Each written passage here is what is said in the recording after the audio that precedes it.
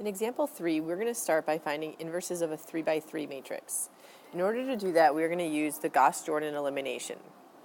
First thing you want to do is you want to write the matrix as matrix A by the identity matrix. Then you're going to use elementary row operations to transform the left side into the identity matrix. If you can complete the transformation, then the inverse will be the right side of the matrix. If you get a row of zeros on one side of the matrix, then the inverse does not exist. Example 3, we're going to show what happens when you do get that row of zeros. And then in example 4, we're going to go ahead and show you one all the way through. First, what we want to talk about is what our goal is. So we're going to start by rewriting this matrix. And so we're going to write it with the identity matrix with it. So what we have on the left-hand side is the original matrix, -1, -5, -3, 2, 1, -1, -1, -5, -3. And then directly next to that, we are going to do the identity matrix. So we have 1, 0, 0, 0, 1, 0, and 0, 0, 1. And what we want to do here is we want to make sure we can get this left-hand side to be this, where we have the diagonal ones and zeros everywhere else. Now, in order to do that, we're going to work column by column. So I'm going to set up a few goals for us. So we're going to say goal number 1 is to transform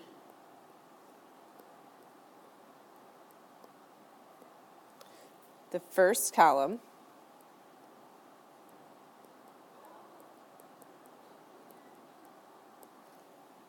which is -1 to -1 into the first identity column. So we want to transform it into 1, 0, 0. So that's our first goal. Our second goal, so goal 2, is to transform the second column. So that's the 5, or -5, 1, -5, into the second column of the identity matrix. So the 0, 1, 0. And then our third goal, so goal 3, is to transform the third column.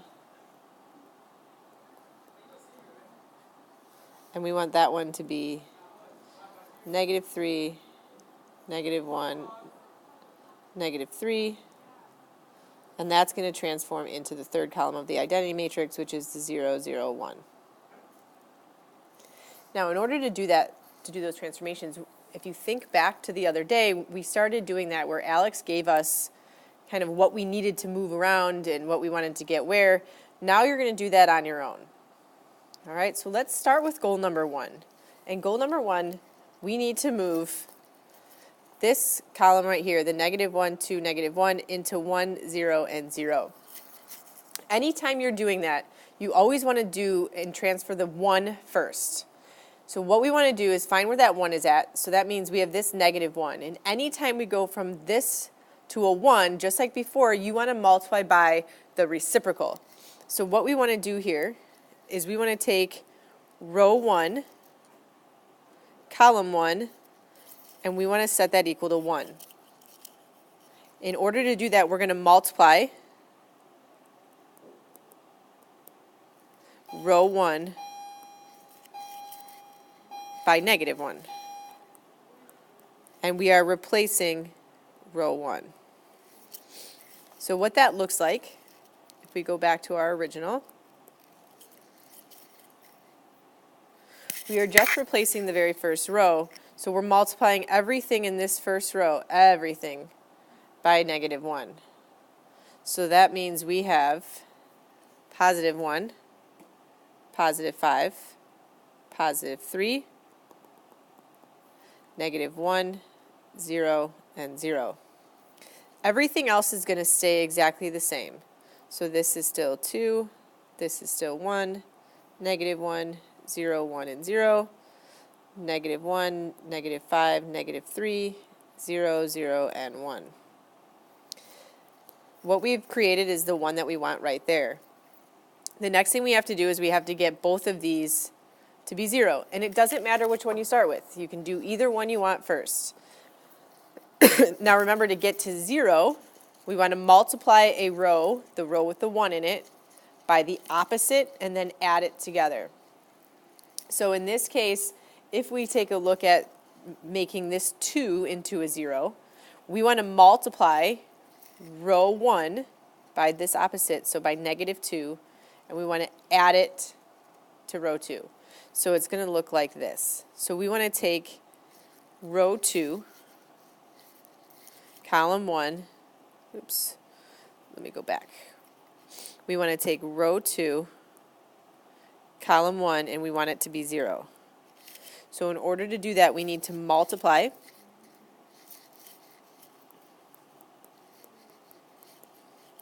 row 1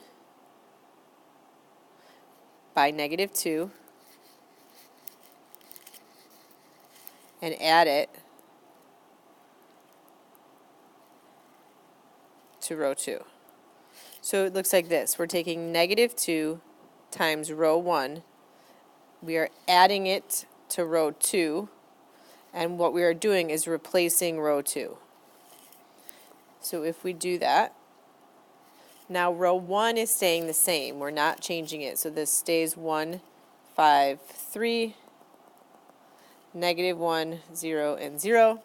And row 3 is also staying the same. So I'm going to fill that in real quick. We have -1, -5, -3, 0, 0, and 1. And what's changing is our middle row, our row 2.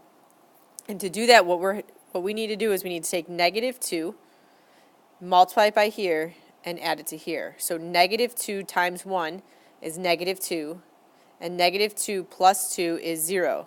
So this is going to be 0. Then I'm going to take -2 times 5, which is -10, plus 1 will give me -9.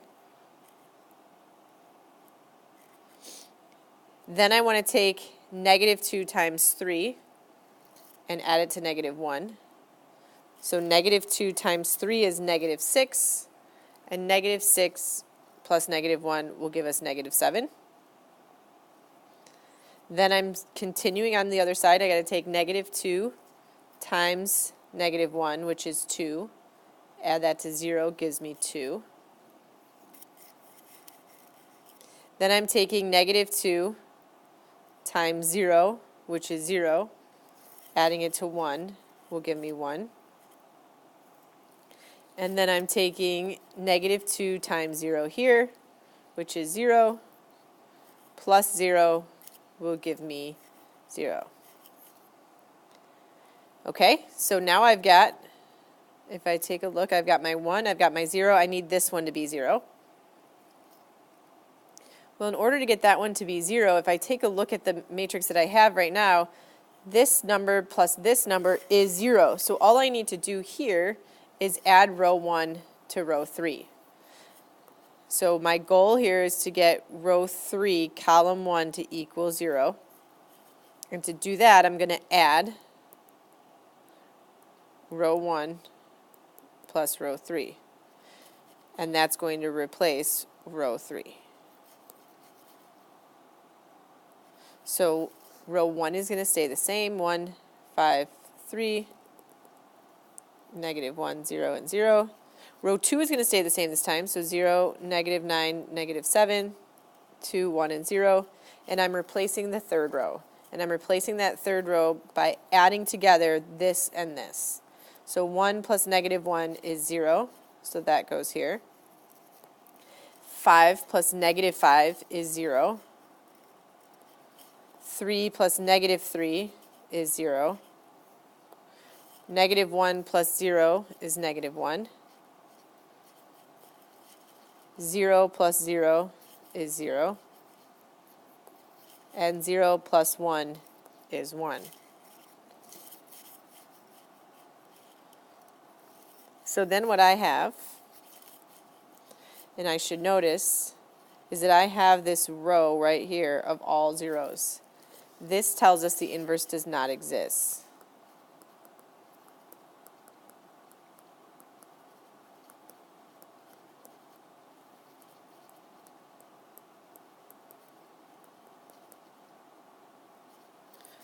Let's fix that. There. So this tells us the inverse does not exist. So there is no inverse for this function. If you have questions, please raise your hand. Otherwise, let's go to the next example.